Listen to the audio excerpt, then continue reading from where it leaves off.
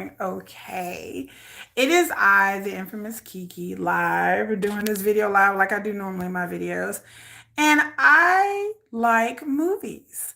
I have watched the Academy Awards recently. I watched the whole award things with my kids because normally they have never seen an Academy Awards the Oscars, aka the Oscars. They've never seen a whole broadcast.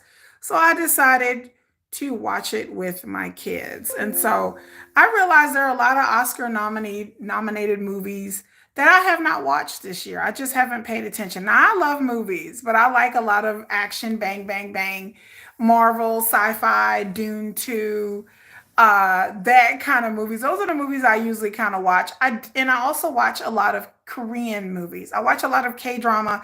I listen to a lot of K-pop. If you look at my vlog section, I go to a lot of K-pop concerts. So I watch a lot of Korean movies.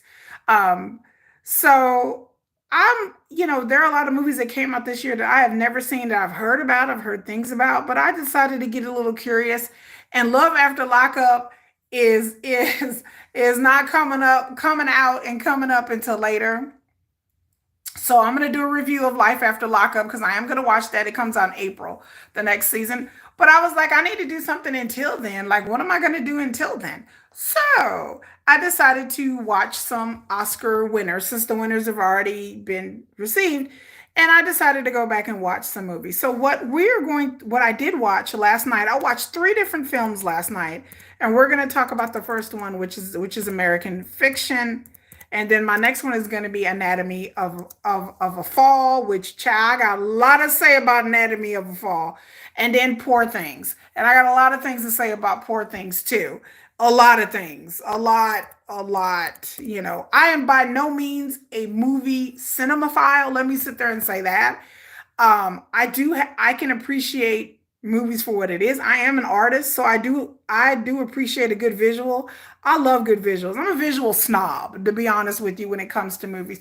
But I like a good storyline. I like a storyline and a plot that I can connect to. So that's why I chose to watch American Fiction first, because knowing the synopsis, it's a movie that I would probably connect to and identify with, and I did. And this is going to be spoilers. So if you have not seen this movie, then you don't want to be spoiled, and I suggest you watch the movie and then come back because I'm definitely going to spoil it. And I'm just going to tell you guys my opinion on whether I think you should watch it or not, or what type of audience this would be good for. Um, but first of all, I'm going to read a synopsis so you guys can get a better know. American Fiction, it came out in 2023. It's considered an American comedy drama. I consider it more of a drama than a comedy. It was written by Cord Jefferson. Cord Jefferson, he also directed it. This is his directorial debut. So he has written stuff for other movies and small TV shows. He wrote most notably Watchmen, 2019, the TV show on HBO. I love Watchmen, by the way. He was one of the writers on there. And it was based on a 2001 novel by Percival Everett, which, if you don't know Percival Everett, he's an African American writer. He writes a lot of good novels. So his novel is called Erasure. It follows a frustrated novelist professor who writes this crazy satire of stereotypical Black or African American themed books.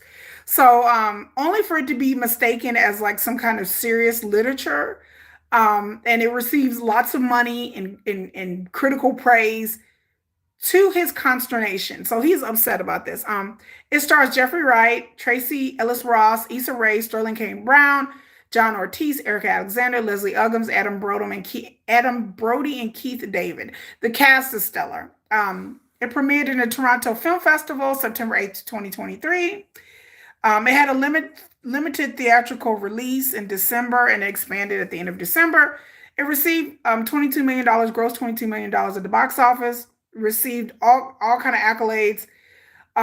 It received 5 nominations at the Academy Award, including Best Picture, Best Adapted Screenplay. It won Best Adapted Screenplay for Cord Jefferson. And so that's just a little brief synopsis of the movie. So let me talk about this plot. So the main character, Thelonious Monk Ellison, he's highly intelligent, educated, African American, upper class writer in Los Angeles. It seems my observation that his parents were upwardly mobile African Americans as well. They live in a nice area. Thelonious Monk, he lives in LA, but his family lives in Boston. And he has a strained relationship with his family. He gets kind of in trouble at his university that he's teaching at. So they put him on leave. They put him on a temporary leave. It's kind of funny over racial issues, and then he attends his literary seminar. And he's a writer, and he's written apparently really good books, but they don't sell. So he decided to go back home and take a little time off to go spend with his. He has a sister, a brother, and a mom. And the mom has early Alzheimer's, and so she's getting old. And his sister Lisa has been taking care of her. Well, while he's there, Lisa suffers a heart attack. His sister Lisa suffers a heart attack and dies at the hospital. They have a brother named Cliff, who's a plastic surgeon, and so he's kind of estranged from him. He has to contact his brother and tell him that their sister has died. Um, his brother Cliff is a hot mess. He's a closeted gay man, and he's struggled. He's lost his wife. He's lost his kids. Don't talk to him because he was caught in the bed with a man. So it's played by Sterling K. Brown, and Sterling K. Brown got nominated for a Best Supporting Actor for this role. And Sterling K. Brown always delivers in any role that he's in. He was in Black Panthers. He was in was a TV show. Sterling K. Brown. Sterling K. Brown is my dude. Like, he always delivers. And so Thelonious Monk has to deal with the death of his sister. Then they got to figure out what to do with his mother, because his mother has Alzheimer's and his sister, of course, is taking care. So he has to journey and navigate through that. So then he goes on to this like book convention, and he finds out that there is a book called My Pathology, Pafology, which is a novel mocking literary, I'm sorry, not My Pathology. Is a writer called Centaura, and Centaura has written this book that has taken the literary world by storm. And she's a Black writer, and she reads an excerpt of this book, and it's hilarious when she reads the excerpt. And Monk, Thelonious Ellison, the lead character, listens to this book. And and think about this, he didn't even read the book. So that's another issue. He didn't even read the book, but he's upset because this book is like, hey, yo, Wanda, where am I? So, like, it's a really hood book. So Thelonious Ellison is so upset that he decides to write this book called My Pathology, which is he was writing it as a joke to make fun of kind of Centaura's book and make fun of these other books that are very urban, hood, ghetto themes that have become really, really popular. And he wrote it as a joke, and he sends it to his literary agent. I love his agent. It's played by John Chico, and it's hilarious. And so he sends his book off to his agent, and his agent's like, "Are you sure you want me to send this?" Blah blah blah. And then he sends it off to these different agents. Hello, Dustin. He sends it off to these different agents, and they ended up liking and offering him like $750,000 in advance.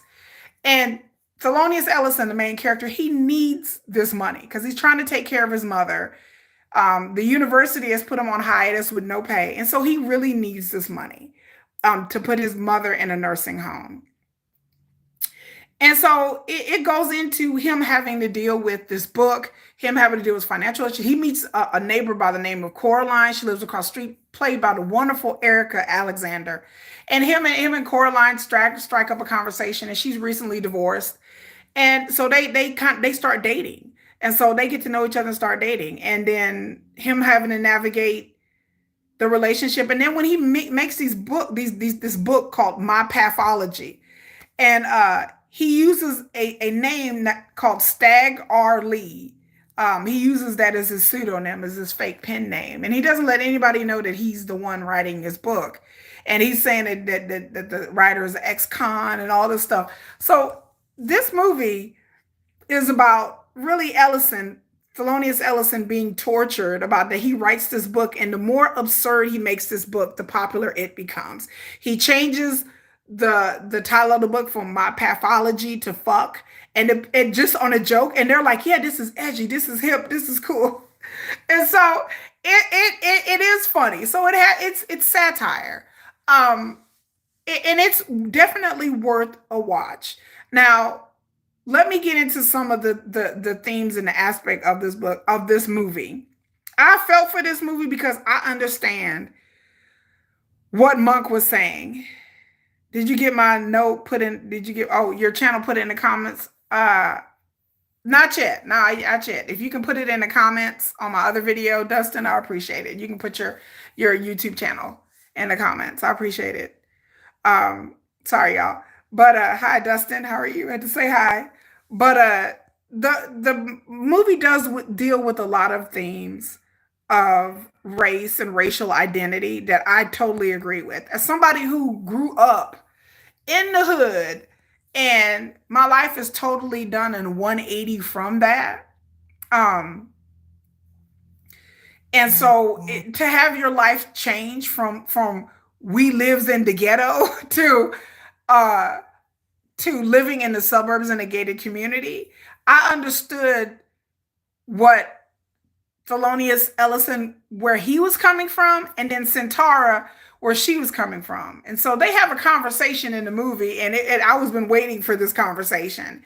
And she tells him, she's like, I researched my book, and did you even read it? He didn't even read her book. And so that was the thing that I caught, was kind of like, he didn't even read her book, We Lives in the Ghetto.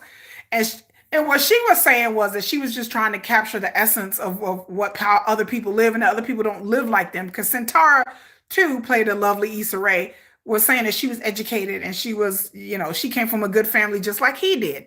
But she went back and actually researched people's lives and interviewed people for this book. But what he was saying is that, why does this have to be the definition of what black is and what black means to be? That because not all black people are from the ghetto, not all people are from the hood.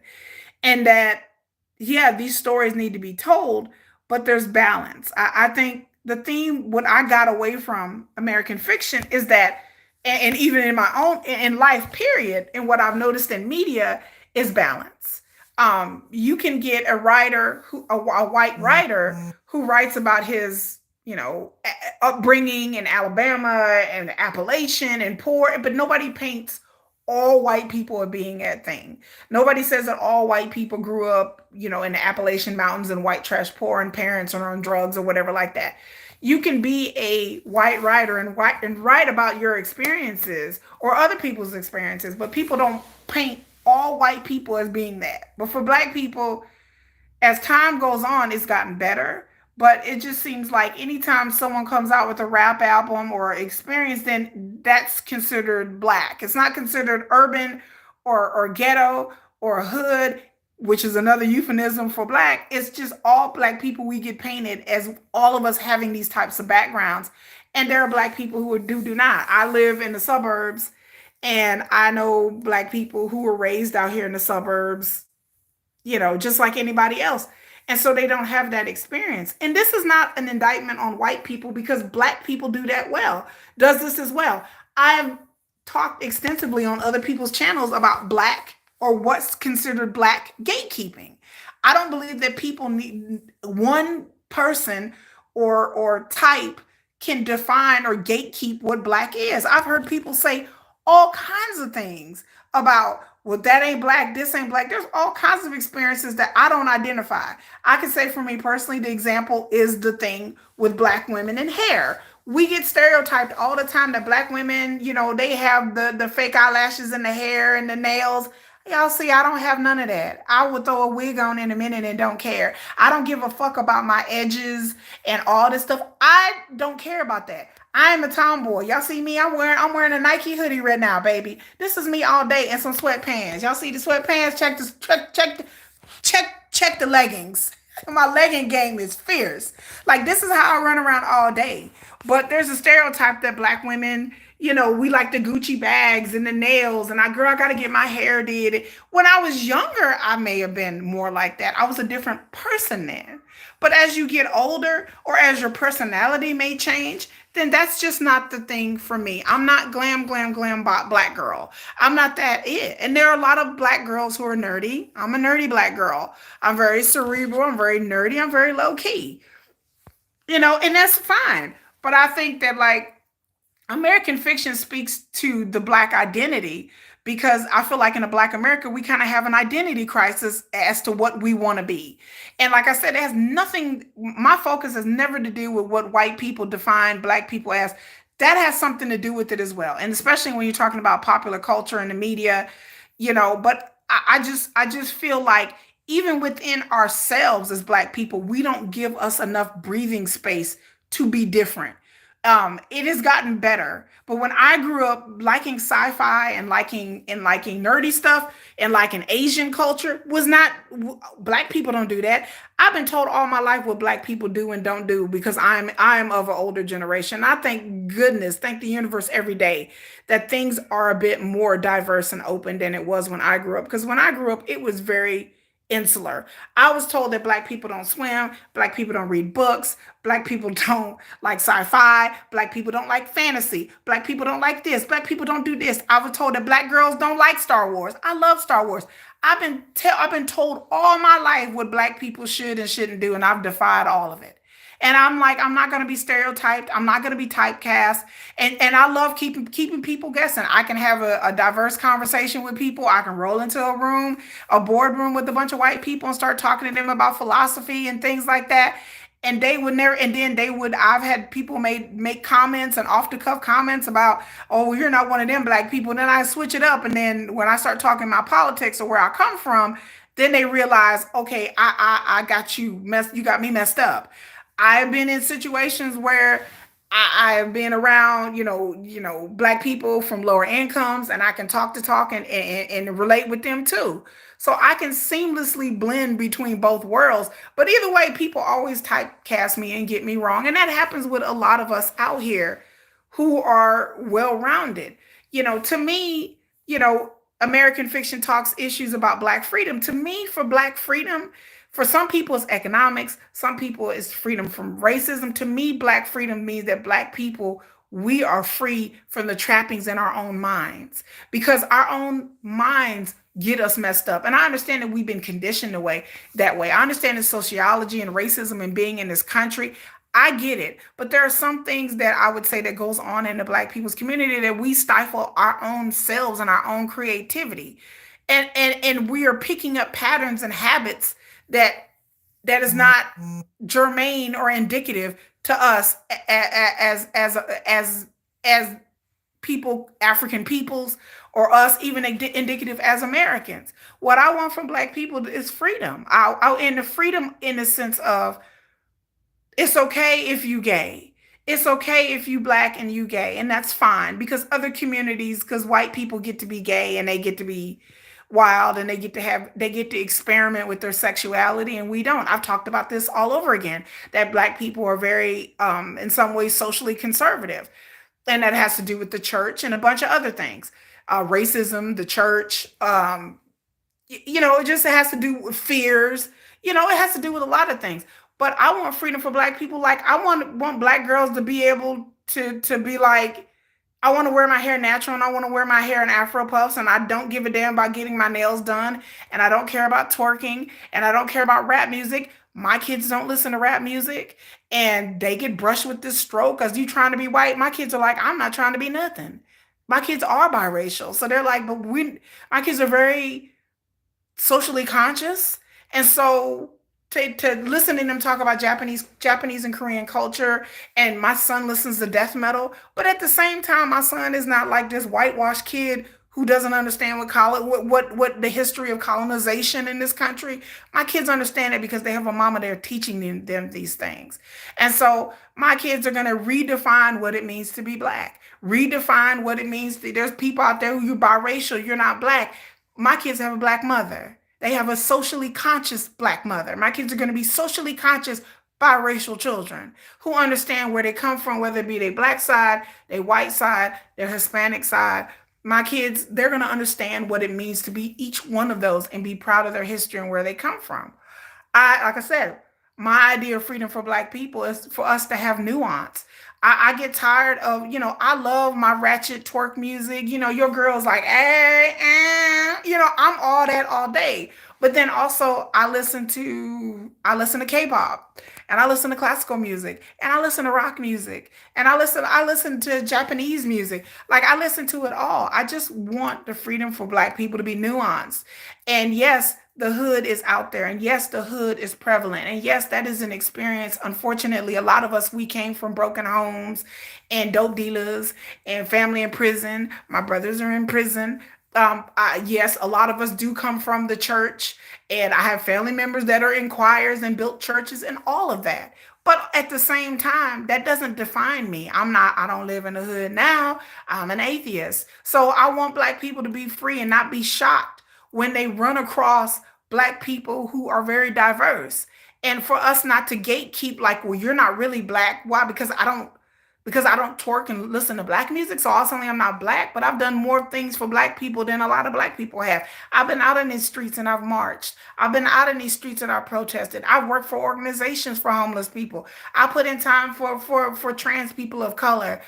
I've done all these things. So can't nobody define me and tell me I'm not Black enough because I got a white man on because my kid's are biracial and I married a white man. Then somebody had to never tell me that, well, you're not real Black.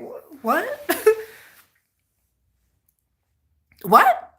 And a person telling me that they had done nothing for Black people. So I just get tired of being what define what Black is being gatekeep. Like, it has to be hood, you have to be street, you have to be urban in order to fit in with Black people, or in order for that to speak to the Black experience. In American fiction, they talk about the liberal elites, about how liberal people are like, as well-meaning as white liberals are, and God knows I'm friends with a lot of them, as well-meaning as they are, a lot of them are kind of tone deaf as to, a lot of them, I would say, I'm not saying all of white liberals, but a lot of white liberals champion, social causes and Black causes without really knowing Black people.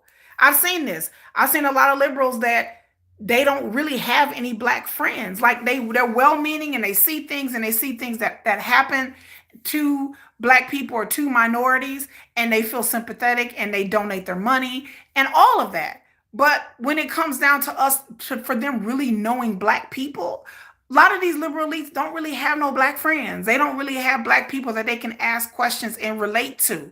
They live in very insular, liberal white worlds where it's a bunch of liberal people, like, they have liberal friends, they have liberal white family members, and they just basically is like in the echo chamber of liberal whitedom where they really don't know Black people. Like, they don't know any Black people. We in America, we live in some of the most segregated society on the planet. Like, we're in segregated schools in a lot of areas. We're in segregated neighborhoods, segregated churches. Most Black people go to a Black church, a predominantly Black church. Most white people go to a predominantly white church.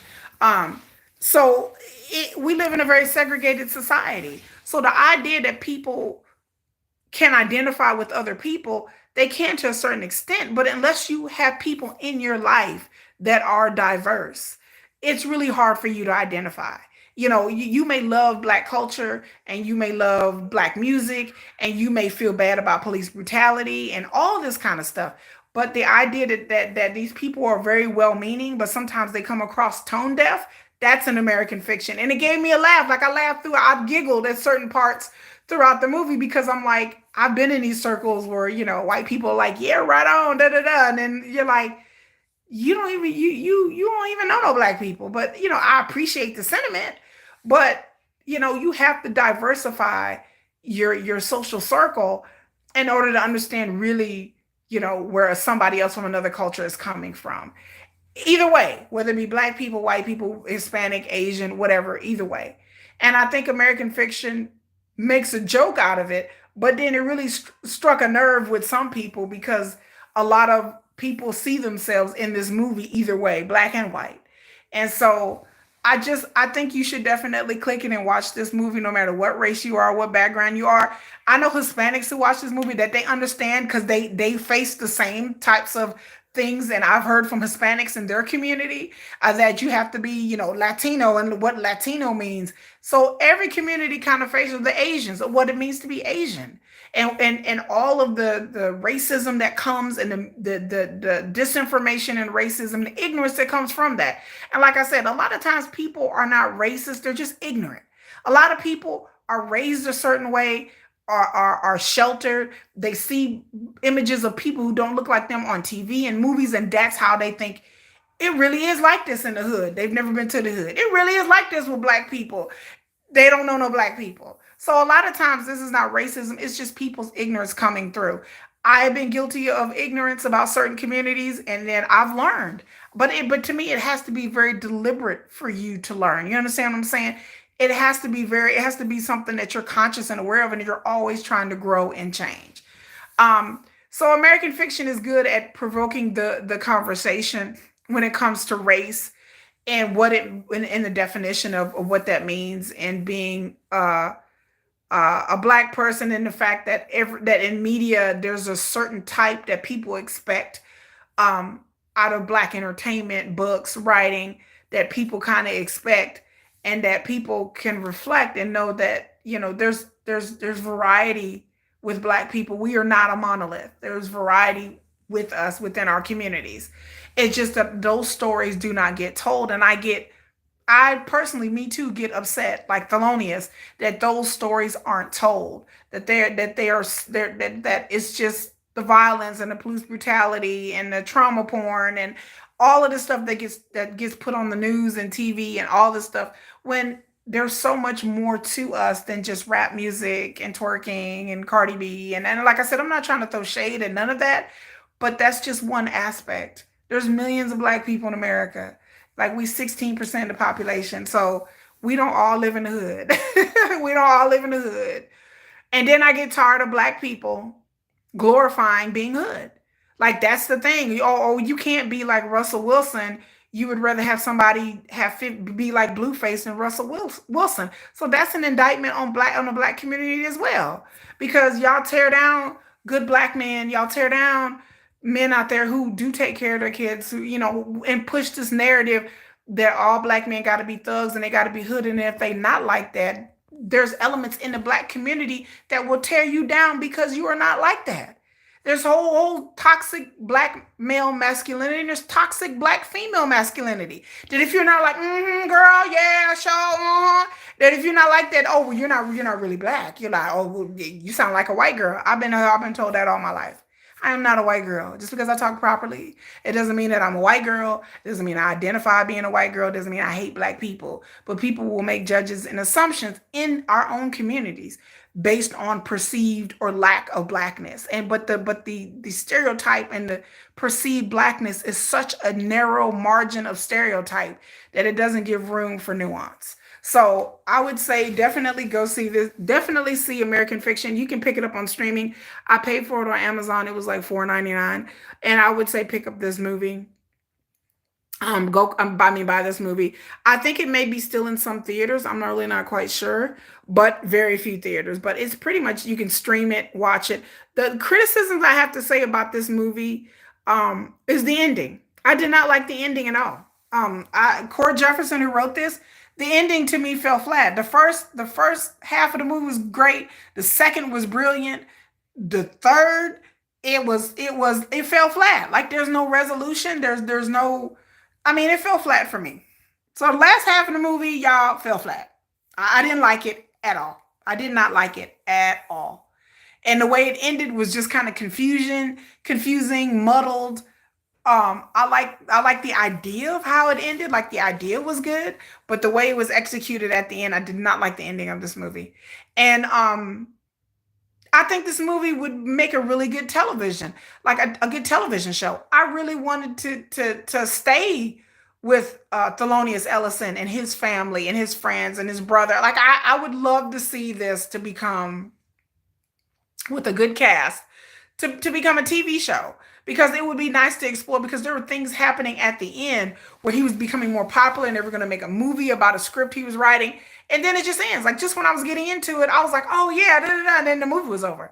So I don't know if he could have added an extra 30 minutes to the movie, or this would have been a better TV show. But the way it ended, I did not like. So I didn't like the ending. Like, you're going, and then boom. I'm like, wait, but what happens with this? And what happens with that? And what, like, I had so many questions at the end, and the way it ended, I didn't like the ending. So if you could get past that, it's definitely worth your $4.99 on Amazon. It's definitely worth it.